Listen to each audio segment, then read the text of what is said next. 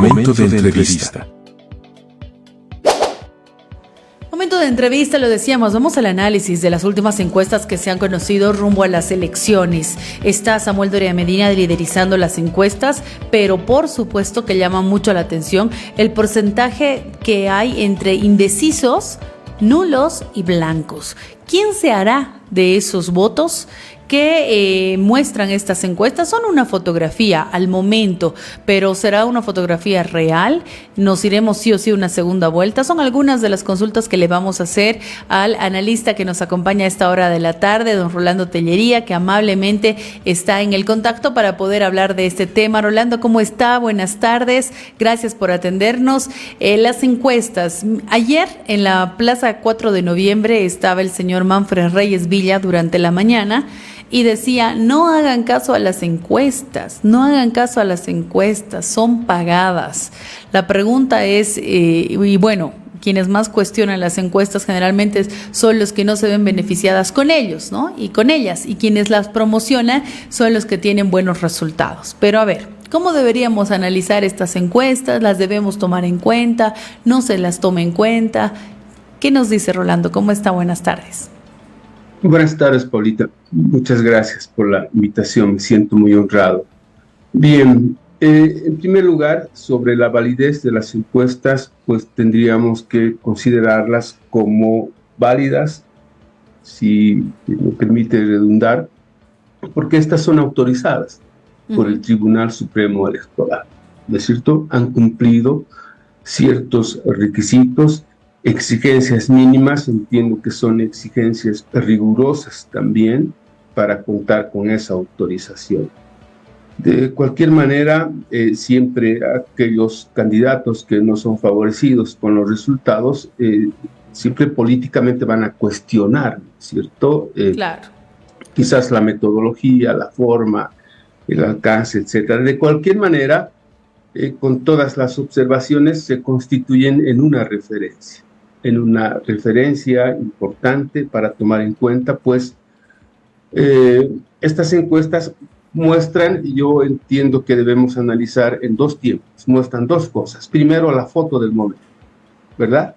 O sea, si las elecciones fueran el domingo, ¿por quiénes votarían? Ahí tenemos la votación, y estas nos dicen lo siguiente, ¿no? La votación está extremadamente fragmentada en ambos campos, ¿verdad? Ninguno de ellos supera el 20%, es más, es importante mencionar acá que los indecisos blancos y nulos suman en total 27.9%. Es algo mayoría ciertamente preocupante, ¿no es cierto? Que sí, se debe analizar después con mucho cuidado. Entonces vamos a tener un voto fragmentado, y esto ciertamente va a determinar la foto de este momento en una segunda vuelta. Y una segunda vuelta entre los dos primeros, es decir, entre Samuel Doria Medina y Tuto Quiroga. ¿Y qué nos muestra esto también? La foto de este momento, que la izquierda, después de 20 años, queda desplazada, ¿no?, en la disputa electoral, en las urnas por el poder. Y alguien incluso habla y menciona y dice fin de ciclo. Pero ciertamente ahí se observa una gran derrota de la izquierda después de 20 años de hegemonía, ¿no es cierto? Ahora, al mismo tiempo, esta foto nos muestra una configuración, una conformación de la Asamblea Legislativa bastante fragmentada, y esto ciertamente va a generar un escenario de ingobernabilidad legislativa, porque no van a existir mayorías parlamentarias, ¿no?, para, por ejemplo, la aprobación de políticas públicas en leyes. Y esto ciertamente va a requerir nuevamente, ¿no?, la negociación, los acuerdos, y entiendo que volveríamos al ciclo anterior de la democracia pactada, pero ya no para elegir a presidente, ¿no es cierto? El ciclo anterior de la democracia en Bolivia se conoce como el ciclo de la democracia pactada, pues el presidente se elegía en base a un acuerdo, claro, ¿no es cierto?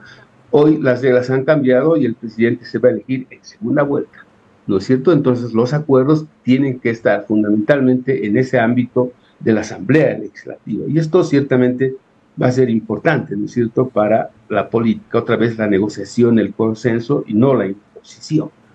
Y también esta foto, para terminar esta parte, porque luego hay que ver las tendencias, nos muestra de que si en la oposición hubiera un solo candidato, este ganaría con mayoría absoluta en primera vuelta, ¿no? Claro. Esto quiero resaltar en esta fotografía. Ahora podemos incluso analizar ya los escenarios y lo que en verdad proyectan. Claro, aquí hay canibalismo del voto también, ¿En qué sentido? por el lado de la derecha. Mira, habría que analizar por separado, ¿no? El campo electoral de la derecha, donde hay una disputa, es una disputa intensa, ciertamente, que incluso ya ha llegado a escenarios de guerra sucia para ocupar el primer lugar, porque entiendo, aquí adelanto alguna idea, quizás era la pregunta después, que esa gran cantidad de indecisos que existen, ese gran porcentaje, estuviera esperando cuál de la oposición se va a ubicar como el mejor candidato, el mejor posicionado, ¿no es cierto? Entonces, en ese sentido hay una feroz disputa, yo diría ya no entre tres, sino entre dos. Ya no entre tres, es decir, ya no entre Doria Medina, Tuto Quiroga y Manfred Reyes. En esta pugna estuviera siendo desplazado a un lado Reyes Villa Sí. y estuvieran en pugna entre Doria Medina y Tuto Quiroga, y entre ellos ciertamente se va a desatar una disputa intensa en todos sentidos, sin descartar guerra sucia y otros métodos también, En ¿no? algún momento, Van a intentar. en algún momento yo decía, la unidad que no logró la oposición, ya sea por intereses personales, porque no encontraron la manera, ¿no? O no pudieron despojarse de algunas cosas y no encontraron esa forma de hacer unidad. La unidad la quiere hacer la gente que no es de izquierda, que no quiere apoyar a la izquierda, es la que está en esa espera que tú dices, Rolando, de ver quién está en la cabeza, al que está mejor posicionado, a él le voy a dar mi voto. Y tal vez eso respondería un poco al tema de los indecisos y también al hecho de que la gente va a hacer unidad al momento de su voto, lo que no hizo la oposición, y no la oposición en cuanto a los candidatos y partidos políticos y demás. Así es, estuviéramos llegando a ese escenario un poco denominado como el voto inteligente, ¿no? Uh-huh. Hay un cierto porcentaje del electorado que espera quién se va a posicionar mejor, quién puede ganar mejor, en este caso al movimiento al socialismo, ¿no? Pero no nos olvidemos también, este dato es de fundamental importancia, que en ese porcentaje de indecisos también podría tener una buena presencia el porcentaje del voto duro que tenía Evo Morales, ¿no? Que en este momento no está en la papeleta, no está en las encuestas y por tanto no está apoyando a ninguno, pero en determinado momento va a tener que decidir su voto, y en ese sentido, pues yo considero que si Andrónico Rodríguez es hábil, él podría condensar para sí Claro. ese voto de izquierda que jamás votaría por ningún candidato del otro lado, incluso nunca también por Johnny Fernández. Y si él tiene la capacidad en estos 47 días, ¿no?, de poder condensar ese apoyo, estuviera él desplazando a uno de los dos, o a Doria Medina o a Tuto Quiroga, para la segunda vuelta, ¿no es cierto? Entonces, entiendo que más adelante las dinámicas políticas estarán un poco orientadas en esa línea, porque está clarísimo que el voto de la izquierda se va a quedar con el mejor también posicionado en ese campo. ¿Qué pasa con el MAS? ¿Será ya el fin de ciclo del movimiento al socialismo como partido? Bien, me voy a referir otra vez a la foto del momento, ¿no? Sí.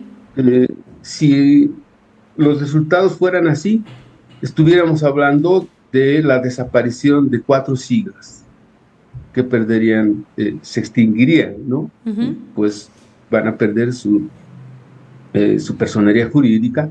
Ahí está UCS, que apenas llega al 3.8%. NPG, bueno, NPG podría recuperar porque esta encuesta la hicieron con Fidel Tapia y no llega ni al 1%, sí. Está en 0.7%. El MAS, ¿no es cierto?, está en 1.4%. Y también el partido de Morena está en 1.1%, de modo que estas 4 siglas pues desaparecerían, de acuerdo a la foto de ese momento, ¿cierto? Ahora, proyectemos.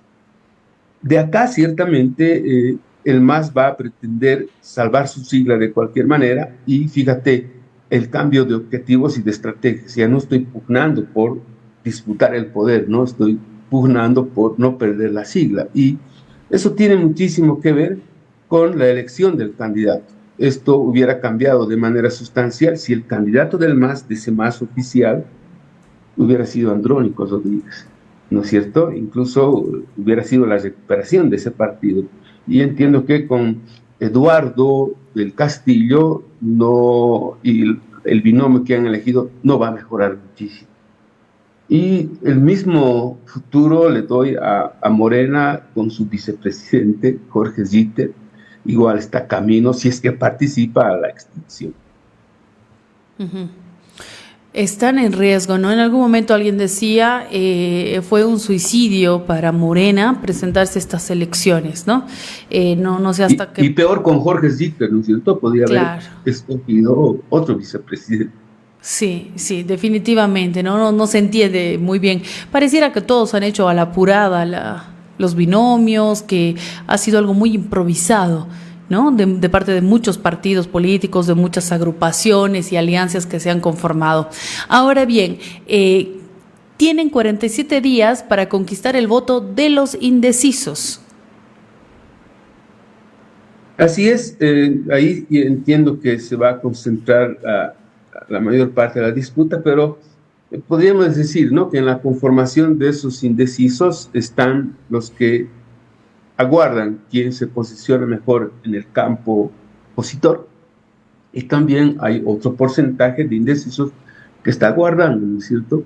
Seguramente está aguardando, y los evistas fundamentalmente no están esperando hasta el 5 de julio aquella posibilidad, aquella remota posibilidad aún, que puede inscribirse como sustituto de algún candidato por renuncia, ¿no es cierto?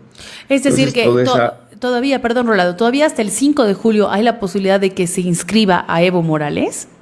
Por sustitución pueden no solamente Evo, sino todos, ¿no es cierto? Por sustitución ante renuncia, ante impedimentos, etcétera, así lo dice la ley y el calendario también.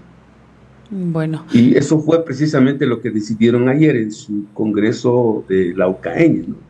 Van a intentar inscribirlo como sustituto. Y según el calendario electoral, esto se daría hasta el 5 de julio. Entonces ahí tienes un caudal también de votación, que obviamente no se va a dirigir al campo opositor ni a la derecha, si queremos hablar en esos términos, ¿no es cierto? Entonces ahí puede ser que Andrónico condense esa votación, pero no le va a alcanzar para ganar en primera vuelta, ¿no? Y deberá buscar alianzas, ¿no? Porque ¿cómo se va a una segunda vuelta? Cuando se va a una segunda vuelta, se cierran alianzas, ¿no? La gente no lo sabe, o la gente no lo ve, por supuesto, pero se cierran alianzas, ¿no? Sin duda, ¿no? Los que no están ya en posibilidades de competir, ¿no es cierto?, buscan que su electorado en función de un acuerdo, y son acuerdos fundamentalmente de intercambio de favores, de espacios, ¿no? Espacios de poder, espacios en el aparato del Estado. Un poco es la característica esto de la democracia pactada. Ahora, esto es bien importante señalar, ¿no?, que la composición, la configuración de la Asamblea Legislativa, la instancia máxima de poder, ¿no?, se define en primera vuelta. Entonces, de hecho, ya esa asamblea va a tener esa característica, es decir, esa fragmentación. Y se va a requerir, como he mencionado, de acuerdos, de pactos, de alianzas, un poco replicando lo que fue la democracia pactada, pero en este caso para la implementación de políticas públicas, es decir, aprobación de leyes, ¿no? Por ejemplo, claro. Para el tema económico se requieren grandes reformas, y esas grandes reformas obviamente requieren también de una excelente brazo legislativo parlamentario, ¿no?, de una buena fuerza parlamentaria. Entonces, para eso fundamentalmente van a ser necesarios, ¿no?, los acuerdos, o de lo contrario vamos a tener un gobierno débil que no va a poder hacer absolutamente nada, ¿no?, como en este último tramo, ¿no?, de Arce Catacora. Claro, no ha podido hacer nada, estaba bloqueado, ¿no? Y el futuro del próximo presidente, si es que no negocia, si es que no consensúa, si es que no hacen pactos, bueno, va a ser algo similar al que vivió Arce Catacora en su última temporada. Bueno, habrá... Si hasta el 5 de julio Evo Morales no es inscrito porque no está sustituyendo a ningún candidato y porque además no está en las condiciones de habilitarse para las próximas elecciones, de no tener a Evo Morales en la papeleta, ya surgieron varias amenazas, ¿no? Afines a Evo Morales dicen no ingresarán al trópico, no habrán las papeletas electorales. Es más, se ha conocido hace poco que 3 personas que eran del movimiento al socialismo y que ahora están inscritas como candidatos de Andrónico Rodríguez, están siendo obligados a vender sus chacos, es lo que decían públicamente, están obligados a vender sus chacos en el trópico. Dice, váyanse del trópico, vendan sus chacos y si no es por Evo, no es por nadie. Y están así eliminando o están así expulsando a personas en el trópico. Esto puede generar, como en algún momento se ha denunciado, convulsión y que se ponga en riesgo las elecciones. ¿Cómo ves tú esto? ¿O será ya el último intento de Evo Morales? Tal vez sería otra equivocación como fue su último bloqueo, ¿no? Él mismo ha reconocido, incluso ha sido objeto de discrepancias al interior, ¿no?, de su liderazgo con sus principales colaboradores, entre ellos el exministro del Interior Carlos, el de ojitos grandes. Romero. Sí, el que fue acusado, ¿no?, de traicionero. Sí. Y él dijo, no hemos discrepado porque fue un suicidio político el bloqueo, porque vean en términos de resultados cuál ha sido el saldo, qué le ha quedado de eso a Morales, ¿no? Y no sé, hay dos cosas, ¿no? Por un lado yo veo designación, ayer seguí de cerca los discursos en su congreso de la Ucaeña y muchos decían no se designe, y además dijeron esto, ¿no?, de que el proyecto de Evo Pueblo no es un proyecto para estas elecciones, es para el futuro. Ahí están admitiendo de que, y se están resignando también, ¿no? La otra decisión sería volver a pelear en las calles, porque no tiene otra alternativa, y ciertamente sería otro suicidio. Sin embargo, la pregunta está ahí presente y latente, incluso para los mismos candidatos, ¿no? Una vez fuera del panorama electoral Morales, la pregunta para los candidatos es la siguiente, ¿no? ¿Qué van a hacer con Evo Morales luego? ¿Qué decisiones jurídicas, políticas van a tomar? Porque es un problema, un gran problema, ¿no? Y él mismo ha amenazado y dijo, ¿no?, si gana la derecha, vamos a ver si duran 3 meses. Imagino. Entonces, está en la constante amenaza, confusión, desestabilización, y hay muchos procesos de por medio, y entiendo que deberían tomar una decisión política, ¿no es cierto? ¿Qué hacer con este individuo que convulsiona al país, bloquea, perjudica y, bueno, exige, ¿no es cierto?, el escenario político? La gente también exige. ¿Qué van a hacer? Bueno, muchos dicen, tómenlo de una vez preso, no importa el costo, pero eso se tiene que analizar con muchísimo cuidado. De repente, Morales es el que precisamente quiere provocar esos escenarios de violencia porque es donde ahí reflota, ¿cierto? Y hasta el momento no le ha resultado. En el bloqueo él quería sangre de sus filas, por si acaso, ¿no? Y no las tuvo. Quería sangre de sus filas para reflotar, y pensó, como su estratega Ramón de la Quintana, cuando nos explicaba el rito del bloqueo, él decía, ¿no?, el bloqueo infelizmente debe provocar muertos, sangre, y después cambio del poder. Ellos calcularon como en octubre del 2003, ¿no?, 2 muertos, 3 muertos, 5, 10, 20, y felizmente no tuvimos ese desenlace y no hubo, ¿no es cierto?, sangre en sus filas, que ellos lo habían planificado de ese modo. Pese a que para ellos sí, ¿no? Dicen que sí, pero no se ha podido confirmar nada, ¿no? Han mostrado 2 y, como he mencionado, demuestran mi tesis, utilizan como bandera, ¿no es cierto? Entonces, teniendo una buena cantidad, y esa era la estrategia. Y una vez que Morales esté fuera, como he mencionado, pues la gran pregunta, no solo a los políticos, para el país también, ¿no?, ¿qué se hace con Morales? Bueno, Ese es el panorama electoral que tenemos a estas alturas, cuando estamos decíamos, 47 días de las próximas elecciones. Comparando esto, ya para ir cerrando, Rolando, comparando este proceso electoral con los otros, mucha gente dice, este es un proceso raro, diferente, que nos agarra en un momento además complicado para los bolivianos. No sé cuántos estén atentos a lo que está ocurriendo en el panorama electoral, cuando también la tienen que pelear con el bolsillo, con la comida, con las cosas que están tan caras, ¿no? El contexto es significativamente distinto, ¿no? ¿Cuál es el contexto actual? Primero, el más dividido, ¿no es cierto? Sí. En los anteriores 20 años teníamos a un partido hegemónico, fuerte, casi imbatible, ¿no? Era obligado que la oposición se una para querer pugnar, incluso no precisamente para ganar. Tenías un partido fuerte en todo sentido de la palabra, ¿verdad? Y en las anteriores elecciones, sobre todo las 3 que hay después del 2005, no, las 2, 2009, 2014, se da un contexto de extraordinaria bonanza económica, ¿no?, que permiten la reelección de Evo Morales, ¿no es cierto? Vean las diferencias. Hoy estamos en un contexto de aguda crisis, y yo diría de desastre, porque la bonanza con la que ellos se han encontrado, porque ya habían los campos de gas descubiertos, ya estaban los gasoductos construidos a Brasil y Argentina, solo se requería exportar, y de paso tienen el extraordinario ciclo de superbonanza económica mundial, el superciclo de la economía mundial, los precios del petróleo elevadísimos, hasta 140, 150, comienzan a recibir volúmenes de dinero nunca antes visto, ¿no? Fue la mayor bonanza económica que tuvo el país en sus 200 años, ¿no? Pero ¿qué han hecho?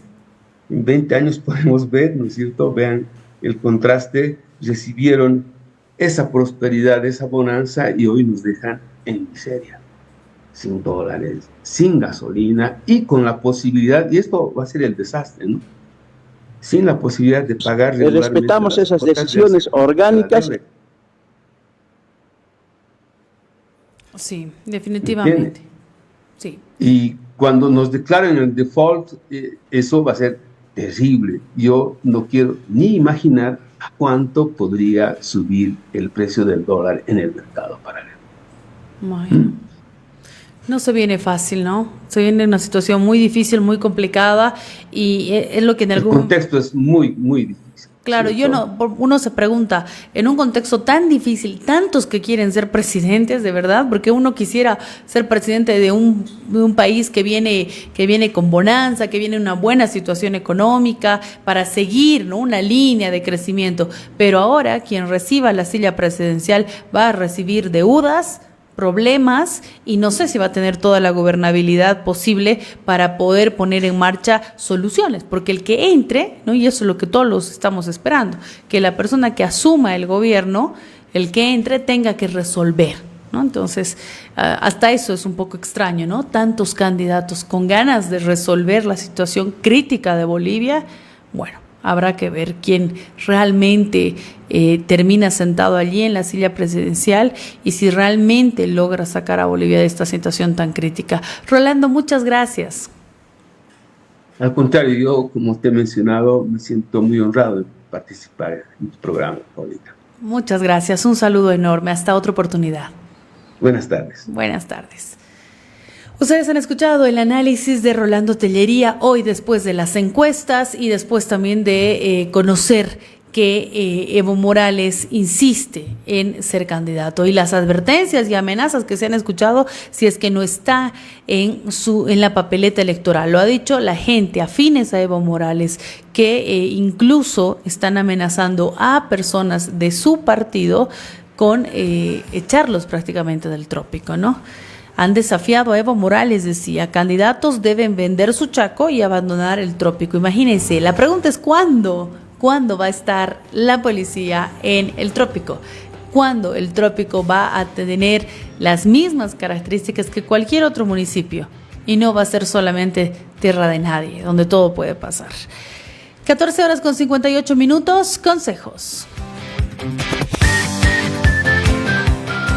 La línea de emergencias de ELFEC presta servicio las 24 horas. Llama al 176 si adviertes algún problema con el suministro eléctrico. Vamos a la pausa y ya regresamos.